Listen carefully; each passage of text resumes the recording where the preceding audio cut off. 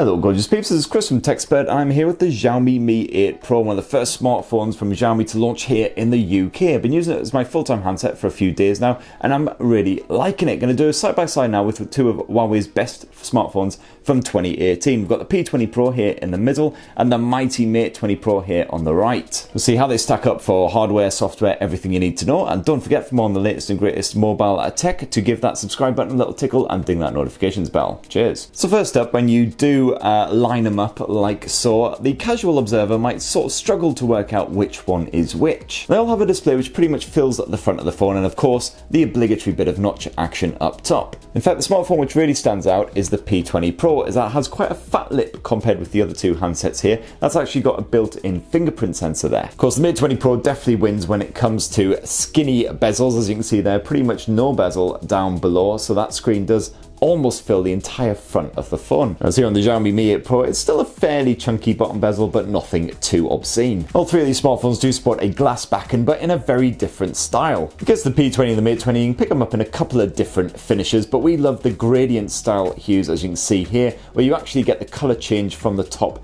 down towards the bottom. Looks absolutely stunning. In comparison, the Mi 8 Pro goes for a very different style. As you can see, it's actually got a transparent glass casing. So as you can see there, you can actually make out all of the internal bits, including the battery, the Snapdragon chipset with a nice bit of Qualcomm brand in there, the memory, and everything is very funky. Because as you can probably make out there, all three of these smartphones do unfortunately pick up greasy prints and scuff marks rather easily, so you'll definitely want to give them a bit of a buffing to keep them nice and clean. Touch wood, they're all pretty rugged as well. As you can see there, no scratches or scuffs to speak of. When it comes to water resistance though, you don't get any kind of IP rating here on the Mi 8 Pro. The P20 Pro is IP67 water and dust resistant, and the Mate 20 Pro ever so slightly better, IP68. What that means is basically the Huawei phones, you can drop them in the bath, in a toilet, anything like that, and they should survive absolutely fine. We definitely recommend not doing the same with the Xiaomi. And it's also worth pointing out quickly that none of these phones have a 3.5mm headphone jack either, so you'll have to use a Type-C dongle if you want to use wired phones. So what about the display tech? Well, it's an OLED panel on all three of these smartphones. They all sport a stretched aspect ratio as well. The biggest panel is over here on the right, it's the Mate 20 Pro with a 6.39-inch OLED. The piggy in the middle is the Mi 8 Pro with a 6.21-incher, and then the P20 Pro is the most compact here with a 6.1-incher. In the case of the Mi 8 Pro and the P20 Pro, you get a full HD plus resolution, whereas that's actually boosted for the Mate 20 Pro to a Quad HD plus resolution. So if you do a side-by-side comparison like this and look really close at some of the finer details, you can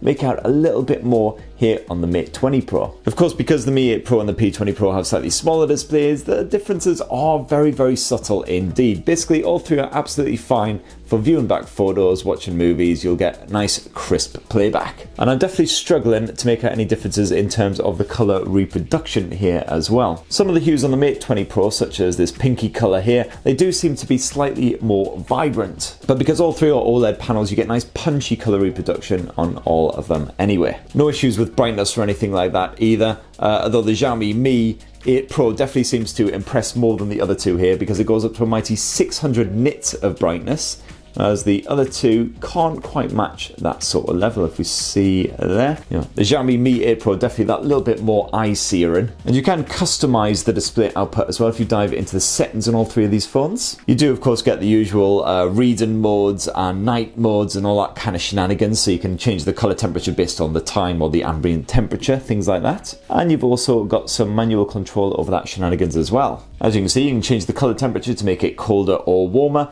Here in the Mi 8 Pro, you can actually change the contrast level as well, optimizing it for the available ambient light, or actually just boosting it full time anyway. As on the Huawei's, you can actually change the color output, make it more vivid as it is by default, or you can just scale it back for more realistic hues. Good news if you don't particularly like the notch up top as well, because all three of these phones allow you to hide it away. Just a quick tap like so, and a little flick of this switch, and as you can see, that notch is now hidden from view with a nice black bar. Because one of the major differences between these three phones is the software it's running. You do get a bit of Android in all three cases, and I guess the Mate 20 Pro, it's actually running the latest version of Android, Android Pie. Here on the P20 Pro, it's still Android Oreo, but it should be getting an update to Pie imminently, and it's still Android Oreo here on the Xiaomi Mi 8 Pro as well. Then all three phones have their own overlay slapped there on top of Android, courtesy of the manufacturers. So Huawei has put on its own Emotion UI, or EMUI. Here on the P20 Pro, it's still version 8 of EMUI. It's the latest version 9 here on the Mate 20 Pro, but again,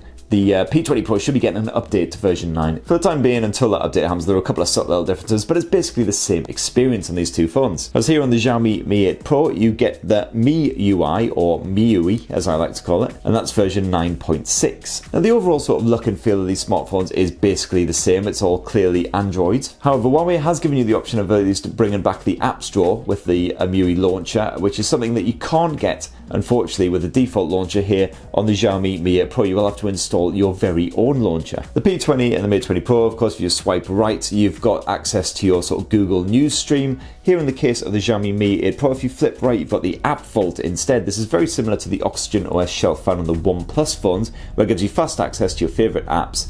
You can customise it to add in your own widgets, things like that. All three of these phones are, of course, quite difficult to handle with one mate, as they're all a bit on the large side, but thankfully there is some one-handed help. All you need to do is swipe across that navigation dock, and as you can see, it just minimizes everything down. And you can do that here on the P20 Pro and the Mate 20 Pro as well. Now there is one other major difference between these three smartphones, and that is the fact that you actually get facial recognition here on the P20 Pro and the Mate 20 Pro, something that's not currently available on the Xiaomi Mi 8 Pro. Apparently facial recognition will be coming to the Mi 8 Pro at some point, but it's not been confirmed which countries will be getting it or when. So as you can see with the P20 Pro and the Mate 20 Pro, you can literally lift them, they'll turn on, recognize your face, and you'll be straight into your smartphones. It's very, very quick and very reliable. Even in low light, works a treat. Here on the P20 Pro, you do of course also get that built-in fingerprint sensor, which is super nippy. In the case of the Xiaomi Mi 8 Pro and the Huawei Mate 20 Pro, it's actually a fingerprint sensor built into the display itself. And what you need to do is just basically press your thumb against that sensor, sort of reasonable pressure, and as you can see, reasonably quick unlock.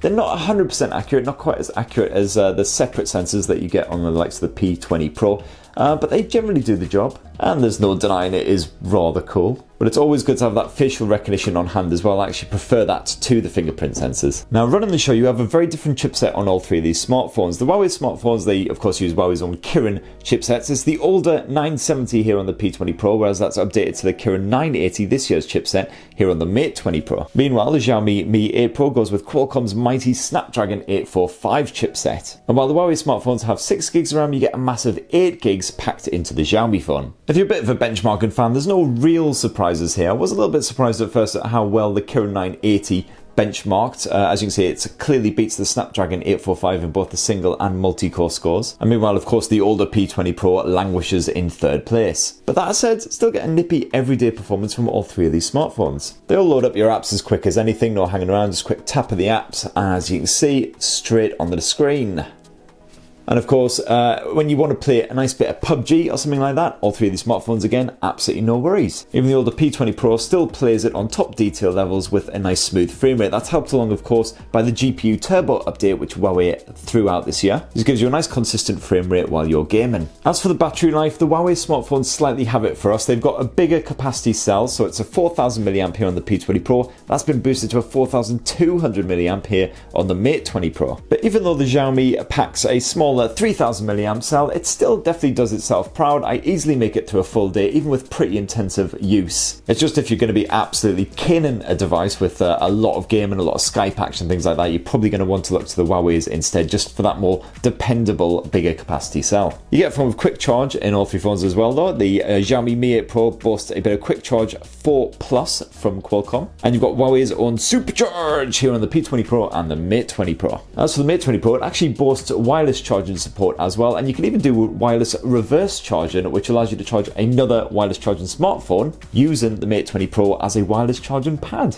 It actually works, it's pretty cool. And if you dive on into the storage, you'll see you get plenty of space packed onto all three handsets, 128 gigs as standard, although sadly no support for the micro SD memory cards. Now it's time for everyone's favourite part of the show, it's smartphone camera comparison time, hooray! Now, the Xiaomi Mi 8 Pro immediately appears to be at a disadvantage because it's only got a dual lens camera. You get a 12 megapixel primary lens with f1.8 aperture, and that's backed by a secondary, also 12 megapixel lens, this time with an f2.4 aperture. You do get a 2x optical zoom, however, as well, and a bit of optical image stabilization as well, just to help you get some nice crisp shots even when it's kind of low light and of course your hand can be juddering about the place. However, the Huawei phones both boast a tri-lens camera, and while you might think the setup is actually the same on both smartphones, it's actually very different. So both of them sport a 40 megapixel primary lens f1.8 f2.8. Here on the older P20 Pro, that's got a secondary 20 megapixel monochrome lens. It's f1.6, very strong in those low light conditions. That's actually been switched up for the Mate 20 Pro. That secondary lens is actually an ultra wide angle 20 megapixel lens, full RGB, no monochrome. And in both of these smartphones, you get an 8 megapixel telephoto lens in addition. That's got optical image stabilization built in, and it gives you a 3 times optical zoom, so you can get an even crisper shot than you can on the Xiaomi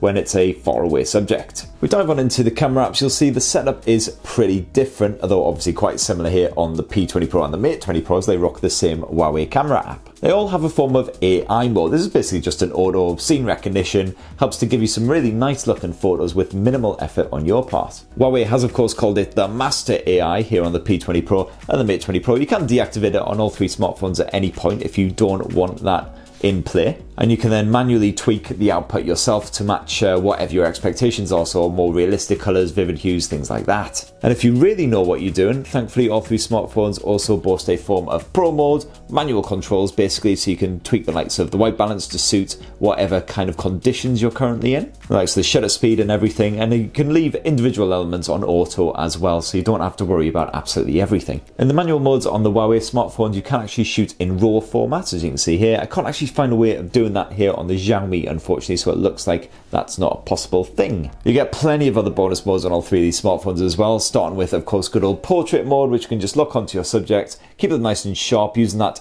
dual, or in case of the Huawei's, tri-lens tech, and then blur the background with a nice bokeh style effect to really help them stand out. However, there's no form of night mode here on the Xiaomi Mi 8 Pro, something which you do get on the Huawei P20 Pro and the Mate 20 Pro. It's absolutely fantastic, long exposure shot, but still comes out nice and crisp even when handheld. It's actually better here on the Mate 20 Pro, you get more colourful, vibrant results. That said, the standard everyday shots on the P20 Pro we think are ever so slightly more detailed. That's probably because you have that monochrome lens which helps to fill in some of the finer details, something which you lose here on the Mate 20 Pro. And that's because of course you have the new ultra wide angle view here on the Mate 20 Pro. It definitely gives you a greater degree of flexibility. So you can shoot a nice ultra wide angle shot, or a standard shot, or with another couple of taps you can zoom right the way in, up to 5 times hybrid zoom, so it doesn't matter whether you're shooting a sweeping vista or trying to get some nice bit of architecture on a building, just quick taps and you're basically sorted for any situation. As mentioned before, here on the P20 Pro you just have that zoom action. Again, all the way up to 5 times hybrid zoom, really strong. And of course you've got the 2 times optical zoom here on the Xiaomi Mi 8 Pro, so definitely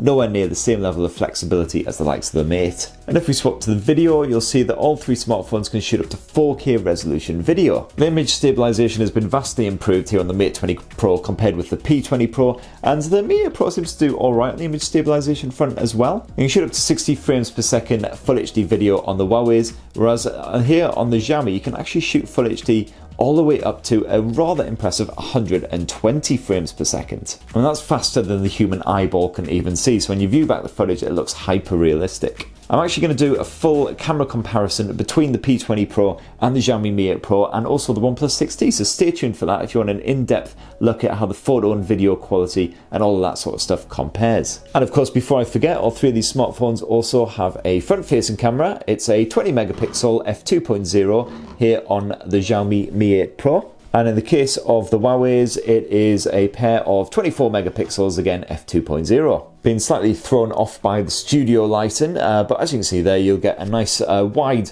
view of yourself and whatever you've got behind you, or if you've got friends, then you can have some friends in there. That would be nice, wouldn't it? And you can also shoot a lovely bit of portrait mode action with your glamorous self as well. So that right there, in a nutshell, is how the Xiaomi Mi 8 Pro stacks up against the Huawei P20 Pro and the mighty Mate 20 Pro. Now, the Mate 20 Pro definitely is our favourite of the 3, but it is also pretty pricey. P20 Pro you can get a bit more affordable these days because it is slightly older. And of course, the Xiaomi Mi 8 Pro, we haven't got specific UK pricing just yet because it hasn't officially launched here yet, but it will definitely be more affordable than both of the Huawei smartphones. And as you can see, the Mi 8 Pro holds up really well against the Huawei rivals, definitely in terms of performance, the display tech. It's got some neat features in there, just a few little quirks, unfortunately, no facial recognition just yet, and the lack of the apps tray unless you install your own launcher. But still a very solid smartphone. And don't forget to let me know what you think down in the comments below. Which one do you think might be best for you? Do you think the Xiaomi Mi 8 Pro stands up well against its rivals? And don't forget to poke that subscribe button and ding that notifications bell for more on the latest greatest mobile tech. Cheers guys, love you!